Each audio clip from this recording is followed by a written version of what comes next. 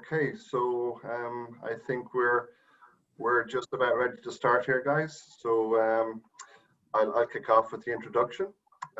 So good evening to you all, and thank you very much for joining our webinar on the science of Phmb and where it fits in your wound care toolkit. My name is Michael Boylan, Global Medical Affairs Manager for Cardinal Health, and I will be your moderator for this evening's webinar. Medical Affairs looks after all things clinical at Cardinal Health. We can be described as being the bridge between the commercial organization and you, the clinical customer. We support clinicians by providing quality education, adding to medical knowledge with clinical evidence generation, and make sure our products are safe and efficacious with our patient safety colleagues. We also have a health economics outcomes department that demonstrates economic values of our offerings, and we have a very active medical writing department. You can connect with Medical Affairs by Googling Cardinal Health Medical Affairs, and that will lead you to our webpage where you'll find great content to assist you with your clinical practice. I'm joined by my colleagues from the commercial organization, Ron Gonzalez and Beata Dymek, whom I'm sure some of you know as being very dedicated in bringing you advanced wound care solutions by Cardinal Health. They also recognize the value of bringing you, the clinicians, continuing education that will support you in your important work. I would like to thank them very much for their stellar work in organizing this webinar, and we look forward to many more. I'm shortly going to introduce you to our speaker, Dr. Kevin Wu, but before I do, we need to do a little bit of housekeeping. Questions are always welcome and are a vital part of webinars. Please add them to the Q&A function where they will be curated by Beata and Ron and then presented to Dr. Wu during the Q&A session at the end of the webinar. This is a recorded session and a link will be shared with registrants after the webinar. And so to our esteemed speaker for this evening's webinar, I would like to introduce you to Dr. Kevin Wu. He's an assistant professor at Queen's University School of Nursing in Kingston, Canada. Kevin is also a facilitator and part of the teaching faculty for the Canadian Association of Wound Care courses and the Masters of Clinical Science in Wound Healing at the Western University. He also serves on a number of expert panels and advisory boards to develop best practice guidelines for chronic wound management. Kevin maintains his clinical expertise by participating as an advanced wound consultant at the West Park Health Centre, a specialised chronic care and rehabilitation hospital in Toronto.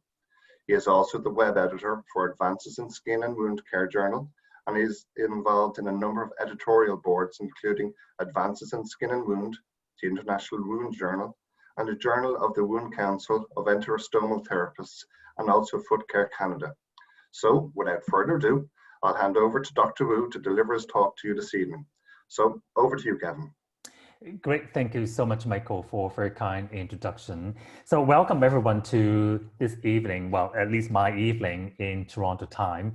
The topic for this evening, I want to talk about the science of Phmb, and looking at how it can fit into your toolkit for the management of complex and in a variety of different wounds.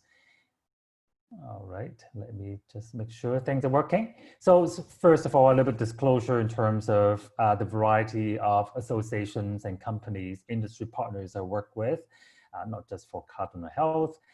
And for the evening, I want to talk to you about the clinical approach to chronic wound management, specifically around how we address infection problem in chronic wounds. I want to give you another overview of Phmb, what we call polyhexanide or polyhexamethylene biguanide, and how this dressing is different compared to all the other existing antimicrobial agents in the market right now. At the end of the presentation, I'm going to use a few case studies and vignettes to describe how Phmb is being utilized and some of the unique properties that I see in terms of how this material, this specific dressing, can be incorporated into your toolkit. So first of all, looking at the number of chronic wounds out there, this is a study that we published about a couple of years ago, looking at the prevalence of pressure injuries across healthcare settings, from acute care, home care, long-term care, to complex continuing care. We actually looked at a number of individuals, about more than 200,000 unique individual patients within the system. We identified pressure injury continued to be a very, very common problem. About about 15% of individuals in acute care exhibit some signs and symptoms of pressure injuries. And in fact, in long-term care, about 2/3 of individuals have more than one skin lesions. And with the aging population, with multimorbidities, and also with a lot of the other system factors, we continue to expect the increase in prevalence of pressure injuries. And it's estimated this increase is up to about 12% for chronic facilities and 9% in acute care facilities. There are many different reasons why wound healing is delayed. One of the major reasons, from my perspective anyway, is because the bacterial damage. With the presence of bacteria, especially as they proliferate, they release proteases and enzymes that can digest everything that is around in the environment. And they also release endotoxins that can be very, very toxic to the growth factors, to many good cells in the wound environment as well.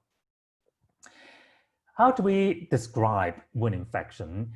The International Wound Infection Institute has a very excellent document to describe the continuum of bacterial growth, from contamination, colonization, to as the bacteria continue to grow, now causing host injury. So we describe the situation as localized or local infection. We used to use the term critical colonization.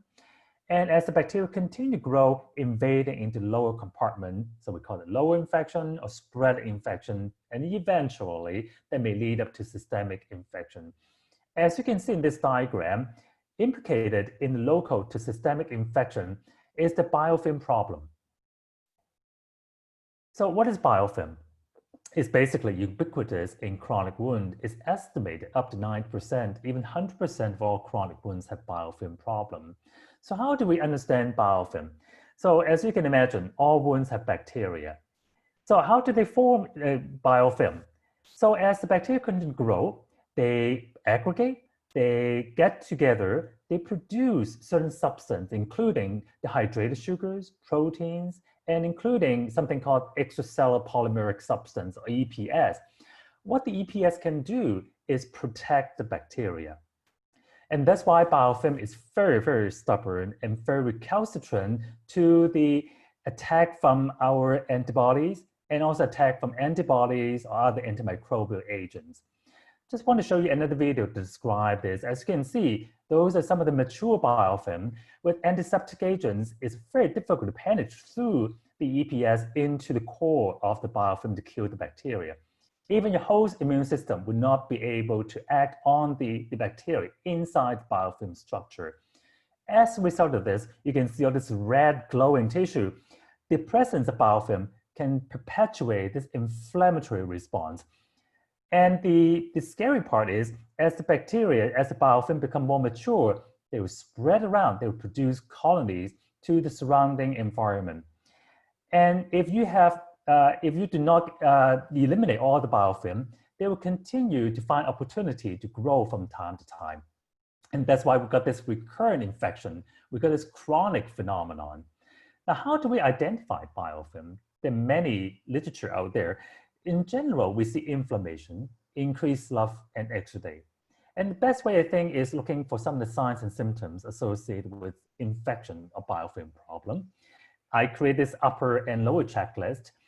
Upper stands for unhealthy tissue, tissue that's friable. You may see increase in sloughy material in the wound bed, increased pain, poor wound healing. The benchmark we use is about 30 to 40% in 3 to 4 weeks. In other words, about 5 to 10% in 7 days improvement. Not just the size, but also it can be part of the tissue quality that is changing and improving over time. And E for exudate and R for reek or smell. Now, what about lower infection, consistent with the International Wound Infection Institute guideline? So the lower infection, we look for other signs. The wound can get bigger. Sometimes you may see satellite lesion breaking down in the surrounding skin. Osseous tissue, just a warning that as you probe around in the wound bed, if you can find bony tissue or some of the deeper structures like tendons, ligaments, always think about potential for deeper wound infection problem. increased in warmth, edema, and erythema. And those are the classic signs of cellulitis that sort of really raise the red flag around very deep infection. What about wound culture? And we often tell people that wound culture is useless, really, because when you swab something in the wound, you can always grow some bacteria from the swab. So at the end of the day, it still relies on your clinical assessment to determine if the wound is infected, if antibiotic or other treatment is required for the treatment of wound infection. So we often start with your clinical assessment. If you see there are signs and symptoms that warrant further investigation, perhaps a wound culture needs to be done in order to determine the culture and sensitivity. And just a reminder that the gold standard around the evaluation of wound infection is by obtaining a tissue biopsy. And how do we manage wound infection then? And we talked about how to identify and assess wound infection problem biofilm. So the newer paradigm is what we described here in this picture by Dr. Gray Scholes and his group. We call it step down and step up and step down approach. Basically, we start with the most aggressive approach to manage wound, looking at repeated aggressive debridement, vigorous cleansing, and often incorporate the use of topical antimicrobial agents against biofilms. So instead of looking at one step at a time, we advocate the approach to look at as many different approaches and as aggressive as possible to address the biofilm problem. And as the wound continues to improve, then we can step down. And occasionally, we might have to step up because the host may be weaker and maybe there's more bacteria growing in the wound that we need to step up to look at more advanced therapy. I think the good analogy, and Dr. Gray Scholes uses analogy all the time as well, is when you're thinking about treatment of cancer, obviously we're not going to use the chippers, the one agent to or one anti-cancer drug to treat cancer. We want to use as many drugs as possible to eliminate all the cancer cells. So this is not going to recur, it's not going to metastasize and cause more problem. So the common strategies that we see that we can use to address wound infection, we start with prevention. We can prevent contamination by following good hand washing and infection control techniques. There's some literature talking about perhaps we can use probiotics to replenish the bacteria, make sure that we colonize wounds with good bacteria to prevent bad bacteria from growing. We can also look at management, the moisture in the wound environment, creating an ideal pH, so it's not going to facilitate bacteria growth. The other way to look at wound infection, to address wound infection, is by introducing topical antimicrobials, antiseptic agents, or using systemic antibiotics. The other very important tool in our wound care toolkit is looking at debridement. And there are many ways of debriding a wound. You can use physical debridement, using shock, lavage, ultrasound, or using a mechanical scrub. Chemical, using enzymatic agent, chelating agent to bind to biofilm structures, and also using chemical agent as, for example, surfactant, or some other dressings that are able to trap bacteria inside the dressing itself. At the current time, we have probably about 5 different common antimicrobial agents that we see in the market in clinical use. For example, Phmb, polyhexamethylene biguanide, is very, very popular, and we'll talk more about that. Silver, I'm sure everyone has used silver in your practice already. A very, very popular, many, many different choices available to us. Honey. I think it was very popular for a while, and I think with the Canadian weather, some people find it too difficult to use because once it gets cold, it gets very stiff, it's not easy to use, but it's a very effective agent too to address biofilm problem. Iodine, very popular, and also something called gentian violet methylene blue dressing. So I think whatever dressing to use or antimicrobial agents to use, we always, there are a couple of rules that we follow for the use of antimicrobials and systemic agents for the treatment of wound infection. First of all, we separate infection into the upper compartment or the lower compartment. If the problem is in the upper localized environment, we use topical antimicrobials. Versus if the infection is in the lower compartment, then of course we need to think about the use of antibiotics agents, systemic agents.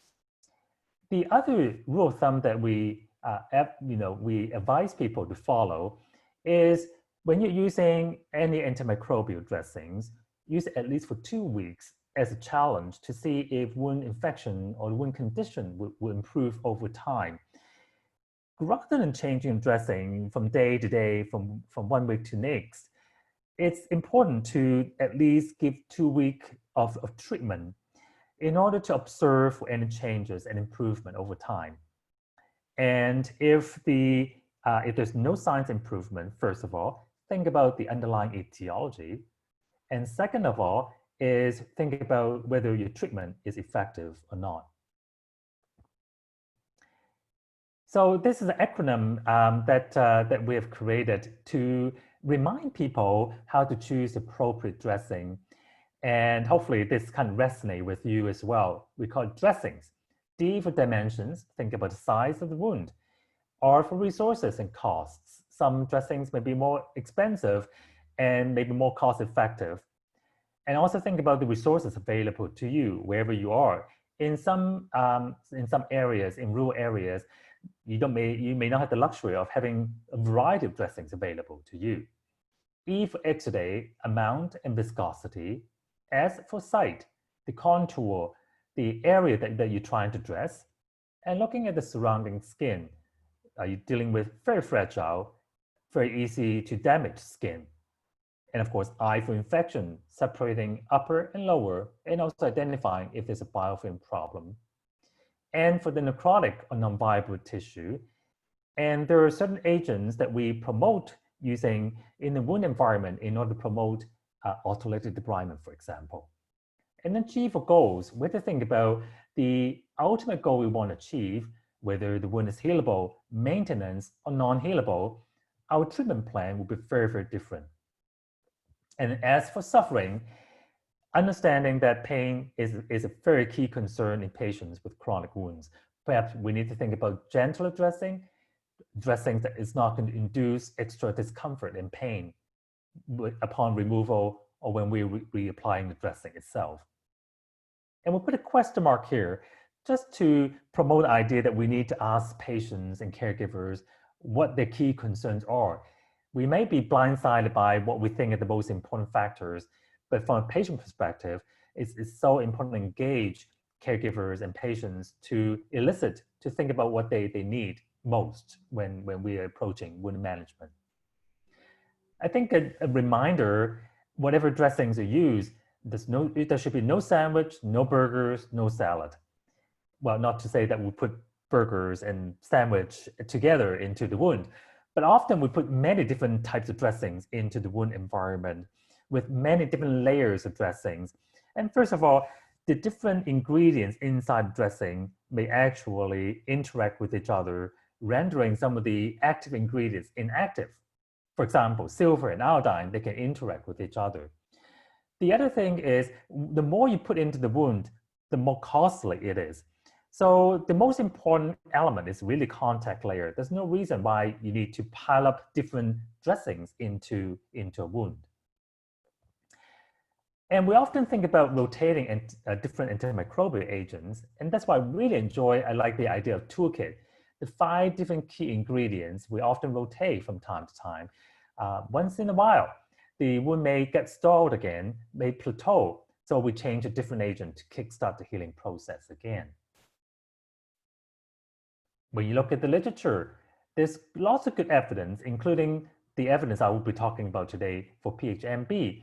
And they all have supporting evidence and literature around how they can be used and the effectiveness. Antiseptic agents are not that bad because especially for non-healable wounds, antiseptic agents is probably the most cost-effective and adequate. And lastly, you can definitely put more things into the wound than into your eyes. We used to think that, well, you cannot put anything into the wound that cannot put into your eyes. Everything has to be non-cytotoxic.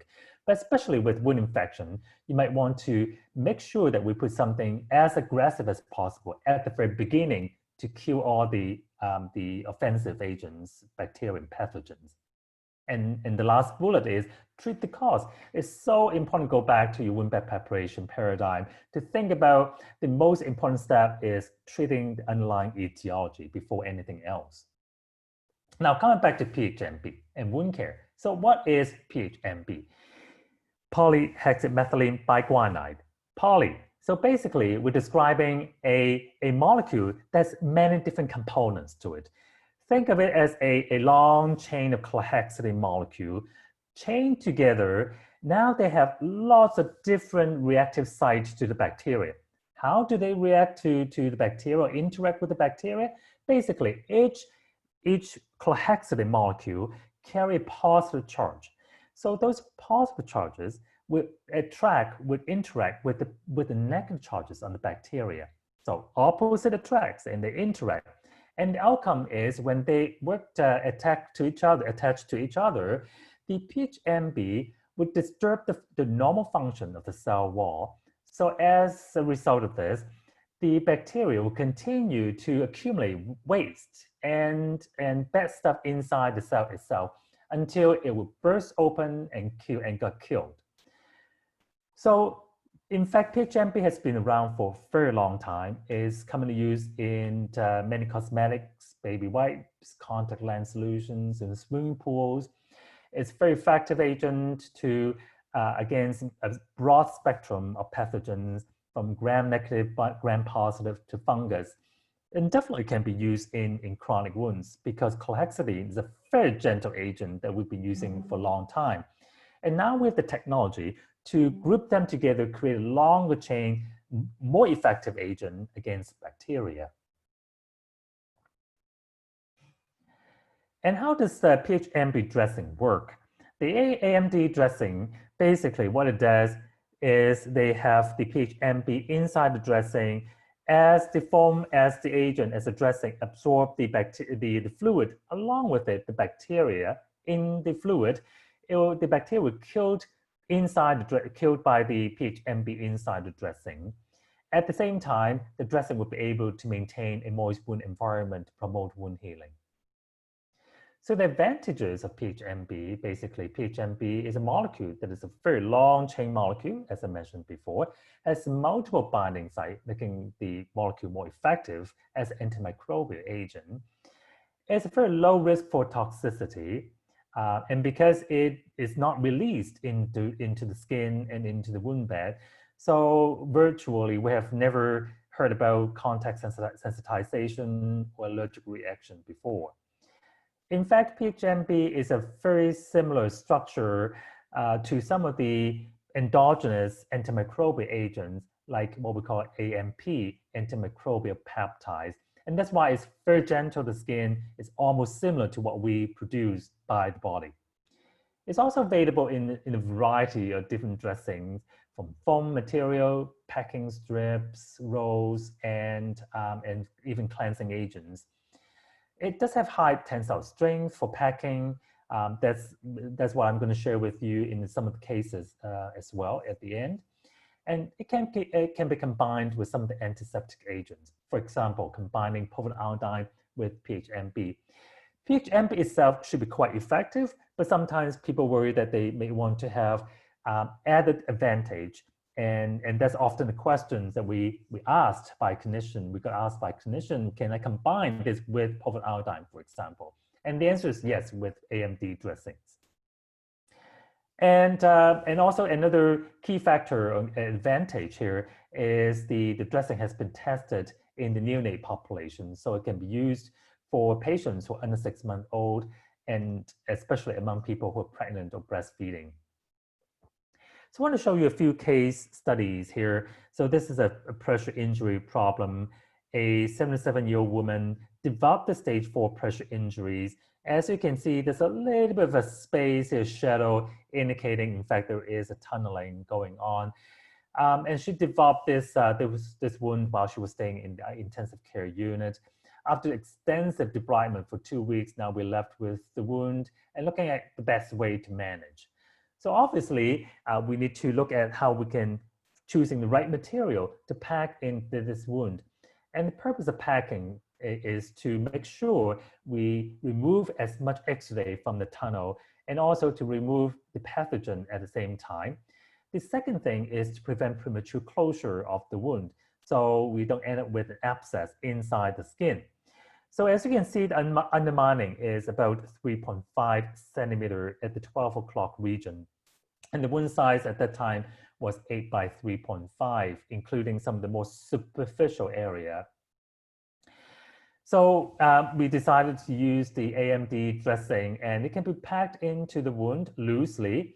And that's a very important component to educate your staff, your nurses, to make sure that we don't sort of pack the wound with a lot of material, because sometimes patients, especially in the pressure injury area around the bony prominence, as the patient is sitting on the bulky dressing, the bulkiness, the material can cause pressure into the wound bed.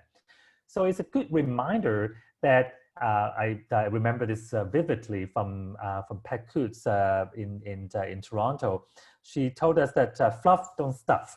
So always make sure that you don't jam pack the wound with gauze and materials like this. So we use the AMD packing strip for a week, and we start to see increase in granulation tissue. And in fact, if you look at the wound bed more closely, you can identify some of the epithelial islands. And the important part is the reduction of pain over time. The patient was having a lot of discomfort, and I think reasonably so. It's a very deep wound, and there's signs of infection with increased exudate, the erythema, and the pain. So, and that's why we have chosen the AMD material, the dressing. And also we see there's a reduction in smell, reduction in erythema, and swelling in the peri-wound skin. And by when the time we come back to evaluate the wound, there's a reduction in the tunnel from 3.5 to now 2.5 centimeter at the 12 o'clock region. And the wound size has also improved. Now it's measured 7 by 3 centimeter. So by week 4, you can see a dramatic improvement. And some of the areas almost healed and epithelialized. And the wound is so much smaller. And now the measurement is 3 by 1. So in 4 weeks' time, we're able to almost closing this wound. And the undermining is reduced down to 2 centimeter. Remember, the initial measurement was about 3 centimeter in size. So this is a huge improvement just in a short duration of time. And again, just showing you how we measure the undermining here on the tunnel.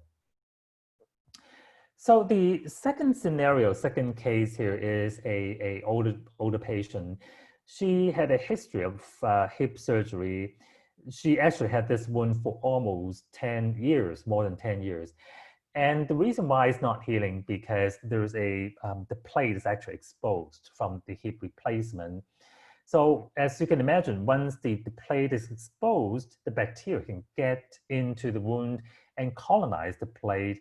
And we talk about biofilm. Biofilm can exist on the wound bed, can also exist in a lot of the surgical material.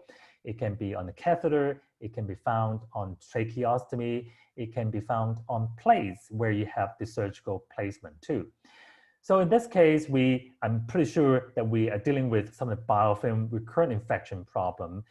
And because of age and other comorbidities, including advanced cardiovascular disease, she's not a surgical candidate.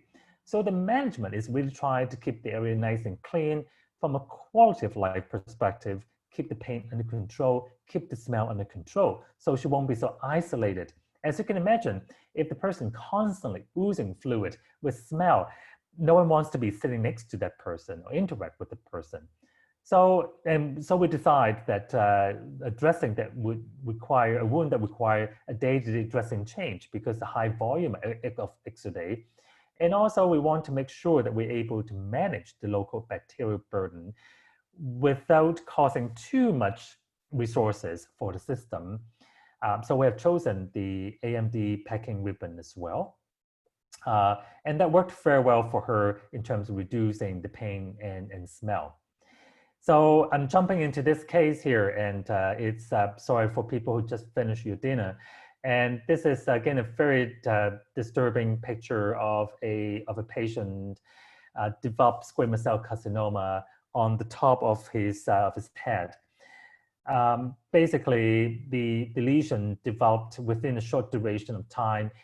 And you can see for patients with this type of wounds often develop problem with bleeding, the odor problem, the pain issue, and also the smell, because all the necrotic tissue and with the growth, the hypergranulation tissue outstrip the blood supply, making the tissue the ideal background for bacteria to grow. So again, we identified there's a need to address the local bacterial burden so we can reduce the odor problem. And in fact, I remember that the smell was so bad that we can actually walk on the nursing unit, and at the nursing station, I can smell the wound, basically the X-ray, and the patient was actually at the end of the hall. So you can imagine the impact on the individual himself and also on the other patients and the nursing staff. So I'm showing you the acronym that we created. Again, we love acronyms to help people remember the key so enable practice. So when you think about palliative malignant wounds, think about HOPES, the key elements that you want to address: hemorrhage, odor, pain, exudate, and superficial infection problem. So overall, when we look at the different evidence available to us, this is a systematic review that Elliott and his group have conducted based on the exclusion criteria. We identified 6 randomized controlled trials that evaluated Phmb dressing for treatment of chronic wounds. At the end of the review, we're able to conclude that Phmb agents were able to improve bacterial control and also improve wound healing. More recently, we completed a study in Brazil comparing 0.2% Phmb and 0.8% metronidazole on malignant wound in terms of the odor control, in terms of pain management as well. We included 24 patients with very malodorous malignant wounds. And traditionally, we apply metronidazole, a fragile cream, on those wounds in order to reduce the amount of odor. So the question is, can we find something that is easier to manage? The cream sometimes could be very messy and also require a prescriber to prescribe the medication. It comes from pharmacy. So there's many steps involved in terms of obtaining the cream to the patient. Versus if we can just use a Phmb dressing, perhaps will be easier, it's more accessible, it's more readily to be used by nurses. So at the end of the trial, we didn't see any differences in odor elimination. There's no difference in the quality of life and pain, meaning that it's as effective. So Phmb, in other words, is just as effective in eliminating odor as metronidazole itself within 4 days. The other scenario that I love using Phmb as an agent for treatment in chronic wounds and skin condition is intertrigo problem. As you can see, this is a patient of ours, 58-year-old. She was a little obese, a BMI of 32, so that's pretty high. And with obesity, often people develop excessive skin folds. And this is a very ideal environment for bacteria, fungus, yeast to grow. Understanding that with the fold, there's not a lot of ventilation going on. And the heat, the sweating created ideal background for those pathogens to grow. And she also have other medical problems, including hypertension, seizure disorder, osteoporosis, and reflux disease. But the main thing is now she developed all those problems. And often people with intertrigo, they may complain about burning sensation in the local area, and it's very itchy. And in some severe cases, we've seen significant amount of skin breakdown, because often the yeast and the fungus, they feed on the keratin cells, creating lesions, creating open wounds. And the more yeast, more fungus you have, the more severe the problem can be. So she was treated with canesten cream and a cloth called Interdry that would be able to wick away the fluid to reduce the amount of moisture in the skin fold, so it can stop or prevent further bacteria growth or further fungus growth. But with the hospital identified this is a very costly treatment, intervention, understanding that we're not able to change the person's structure, the body shape quickly over time because she was quite obese. So we need to find ways of managing this problem for a long duration of time. And so we used the AMD Curlix material, and recommendation was to change the material daily. It was around summer and the person was sweating quite a bit. So we do need to change the material on a day-to-day basis. And just within a week, we're able to see some improvement. As you can see in this picture here, some central clearing already. And so we continue with the material, applying on the local area on a day-to-day basis religiously. And by week 3, you can see a significant improvement from the previous picture. And we'll continue to apply that on a weekly basis once the problem is under control, and basically for prophylaxis to prevent this problem from recurring. We often use the Phmb material in between different skin folds. Another area that needs to be addressed is around the web spaces, especially individuals who are getting compression therapy. As you can imagine, the web space can be very, very occlusive, and a very ideal environment for bacteria and fungus to grow. Another few scenarios here where we identify to be beneficial for AMD or Phmb dressing is around some of the tube sites or trach sites where there's a lot of wound fluid. With the excessive amount of wound fluid, often we see bacteria grow and causing hypergranulation tissue, or the hypergranulation tissue facilitating or creating ideal background for bacterial growth as well. So we identified we need some antimicrobial material locally to manage the problem. As you can see from the left-hand side picture, lots of hypergranulation tissue around the tracheostomy site, and we applied the AMD trach gauze around the area, and over time you can see it actually in 2 weeks the hypergranulation tissue is literally decompressed and almost gone. And we also apply that around the G-tube site to another area that often we see hypergranulation tissue. In fact, when you look at the picture on the left, the hypergranulation tissue get this yellowish, fluffy color, not the healthiest kind of hypergranulation tissue. So we decide again, there's a need to apply some antimicrobial dressing. So after a few weeks of application using AMD, the trach gauze with the Y cut, we're able to reduce the size of the hypergranulation tissue. So switching gear to look at some of the acute wounds, this is a very nicely done Canadian study. They did a pre and post evaluation of using Phmb dressing in the cardiac surgical units for individual patients who have to undergo surgical procedures due to cardiac reasons. They're at risk for developing chest infection where the incision sites are.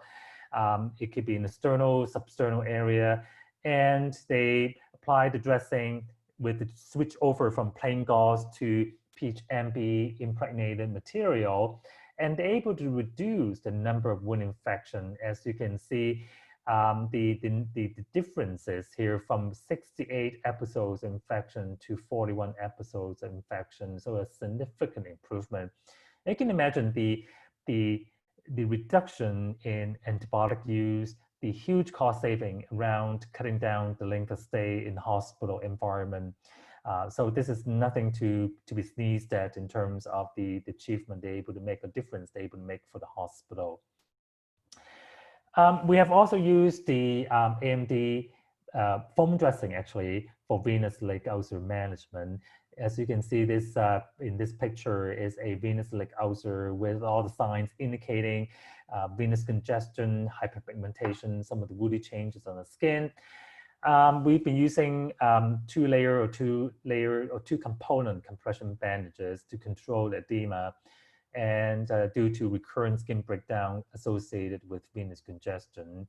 So we were using, in this picture here, the AMD foam material. And after 4 weeks, definitely a huge improvement. The wound is closed. What we want to really illustrate from this case is the fact that the AMD foam material is good under compression. Often when you think about foam dressings or any dressing material under compression, you want to challenge the fluid handling capacity to make sure that with the extra compression, you're not compromising the fluid handling capacity, meaning the fluid is not going to redonate back into the skin, into the wound, causing maceration problem. So as you can see, there's a lot of different types of material out there that will allow us to dress different types of openings, orifices, and also different types of wound, depends on the locations. We actually have used some of the material around pin sites in the hospital. In a rehab setting, we often see patients with halos and pins. So I think, and hopefully some of the cases are able to illustrate the creative way of using AMD dressing material for the management of local bacterial burden. Just a reminder again, in terms of how we address the wound infection problem and why we've chosen AMD dressing, because of the size of the wound. Looking at the oral resources is a very cost-effective agent that we can use on a number of different types of wounds, especially non-healable wounds. It does have a good capacity to handle different types of fluid and depends on the material, including foam for the high volume of exudation.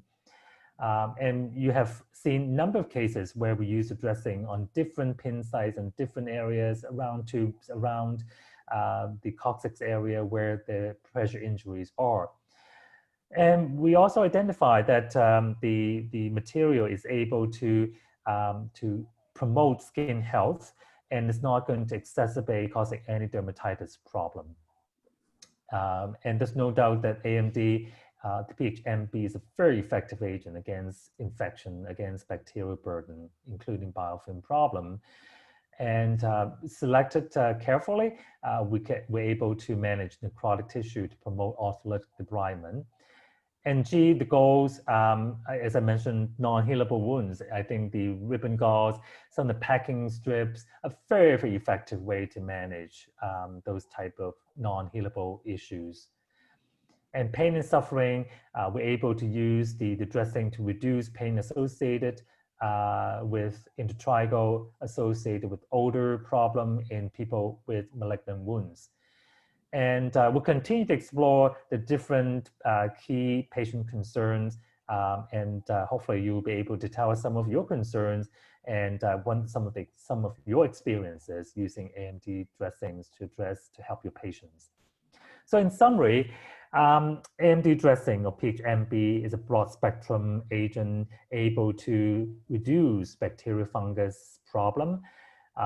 And I think the evidence is showing us that Phmb is able to reduce pain, control odor, improve patients' quality of life. It's cost-effective, especially for maintenance and non-healable wounds. It can kill bacteria in the dressing, so it's not likely to be problematic to the wound bed and to the skin. And for that reason, it's hypoallergenic. It's a very versatile group of a family of dressings.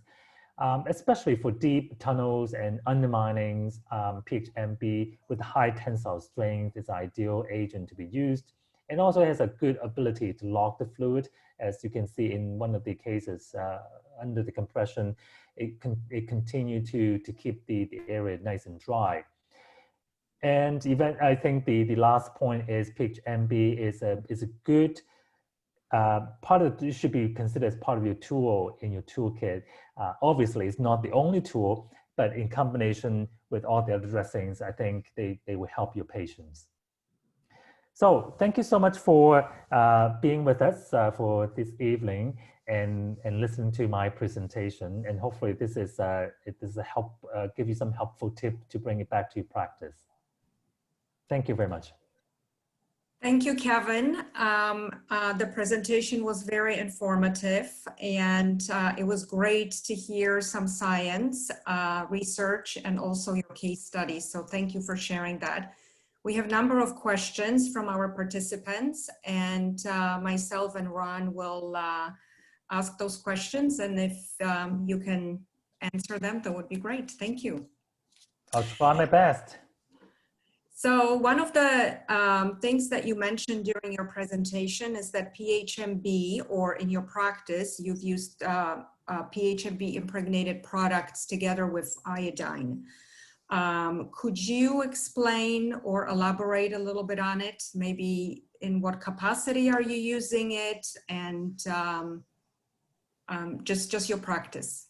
Sure, I think especially in some of the non-healable maintenance wounds, sometimes we like to paint the area with pulverized iodine, for example. And as I mentioned earlier, iodine potentially can interact with silver materials. So if you're using iodine agent to clean the wound or paint over to the wound, you should not be using silver material over it. So Phmb is something that is not going to interact with pulverized iodine, so they can be used in combination in the wound. So if you were to paint, definitely you can safely apply the Phmb on top of the wound. And in some cases where packing is required, and in our practice, we don't often do this, but once in a while, we're concerned about heavy bacterial burden. So you can still impregnate the Phmb ribbon with pulverized iodine. But I would think it's not always necessary. In some cases, if you're really, really concerned about the excessive amount of bacteria and you want to have two different agents available to you, that potentially can be used. Okay, great, thank you. You showed us a study on Phmb and malignant wounds, which one of the comments was that it was great because the person was already using it in their practice. So it was nice to see that there is research behind. The question was, is the Phmb dressing enough, or you would recommend charcoal dressing being used in conjunction? Well, I think it's an excellent question. As you're aware, the charcoal dressing has been recommended in many best practice recommendations for odor control. I think it's a very effective agent. There were a couple of caveats, I would say. So when you're using charcoal dressing, it's primarily function as a filtering system to filter the air, to trap the molecules that is odorous. So if you cannot create a very good seal that will allow the odor to leak around the dressing, then charcoal dressing is not going to be very effective. You'll be disappointed. So, and in some of the cases where you have very difficult contour and the skin is very fragile, you may not be able to apply tape around the charcoal dressing, then it's not the ideal situation to think about charcoal. So in those cases, then Phmb may be more effective and may be more appropriate in those cases. Okay, thank you. The next question is, what is your perception about the comparison between silver dressings and Phmb dressings? Well, that's often a $6 million question, or maybe $10 million question in terms of which antimicrobial agent is the best. And there's really very little research done in this area in terms of head-to-head comparison, whether it is silver compared to iodine or compared to Phmb or other agents. There's some laboratory studies done. Again, depends on whether you believe in a lab environment, you're able to create environment that is representative of a wound situation in a patient. So based on what I see in the literature, I think the 5 different ingredients we've talked about, whether it's Phmb, silver, iodine, or honey, or other agents, they do have some supporting literature and evidence. And that's why I like the idea of having the variety of tools available to me to address the different patient needs. And whether the silver is better than Phmb, I don't think there's any good literature out there to say one way or the other. I would say they're both relatively effective to address bacterial burden. And the difference is, as I mentioned in some of my slides already, it really depends on the form and function, the dressing that you're selecting, the vehicle, based on the wound characteristics, whether you require some packing, whether you think this is a non-healable versus a healable wound. Thank you. Another question, with the philosophy of starting with a more aggressive approach to treat chronic wounds, the high rate of colonization or infection, and the issue of bacterial resistance, where do you see the most effective use of systemic antibiotics? Well, I think systemic antibiotic use is really the primary reason why we see the resistance problem. So if we can, first of all, if we can identify the upper localized infection early on, perhaps we can prevent deep infection or systemic infection from happening. So that's why we promote the idea of the step up, step down paradigm. So we can prevent bacterial growth, so we can prophylactically eliminate the risk for systemic infection and the use of systemic antibiotics. And I think that's probably the ideal situation, how we can address the resistance problem. And that's why we had to think about more creatively. It's not just about antimicrobial use either. And in that paradigm, and I often tell people the importance of looking at good cleaning, good peri-wound skin hygiene, good debridement, cleaning off all the necrotic tissue as part of the interventions that need to put in place to address bacterial problem. People have heard me talk about wound care, would understand the wound care. I mean, the dressing is really the last component I talk about in my approach to wound management. I think the first thing is we identify the underlying problem and then clean off the tissue so the wound bed is more prepared for wound healing. I might be tangenting off a little bit, Beata. Did I answer your question? Yes, thank you. Hi, Dr. Wu. Fantastic presentation. I have a question about negative pressure. Have you used Phmb with negative pressure? And if so, what's been your experience? I have. I think the number of negative pressure wound therapy available that potentially you can use a gauze type material underneath the therapy. I think it's slightly different compared to the foam base and other type of negative pressure wound therapy. As I said, there's always a place for different types of intervention. We do need to see a little more literature around this type of negative pressure wound therapy, though. Mind you, I mean, my experience has been limited because the type of devices available to me in our hospital. So in most cases, I think, selected appropriately, especially for some of the really deep tunneling wound, I would not be using any foam material inside because the risk for the dressing material or the foam material left behind in the wound is so high, so risky. And once you have those fragments of foam material left behind in the wound, one, it can actually harbor a lot of bacteria. Two, it's a foreign material. It can continue to trigger inflammatory response. So we want to make sure you've got something with good tensile strength. They can retrieve quite effectively and quite confidently. And that's why I think in those situations where you have a deep tunnel and a lot undermining, and you want to make sure that you're able to retrieve all the dressing material under negative pressure wound therapy, then a gauze type material may be better than a foam type material. Great, thank you.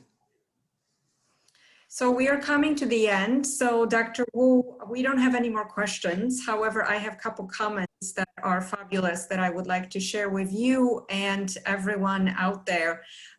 So a couple times you received excellent presentation. Thank you so much for sharing your ideas.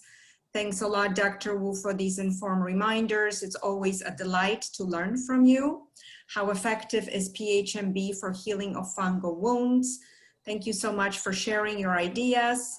Thank you, Dr. Wu from Brazil. We have many projects with AMD and thankful for you sharing your thoughts. Thank you very much. Thank you for all the good comments. Thank you. Appreciate it. And thank you everybody for attending.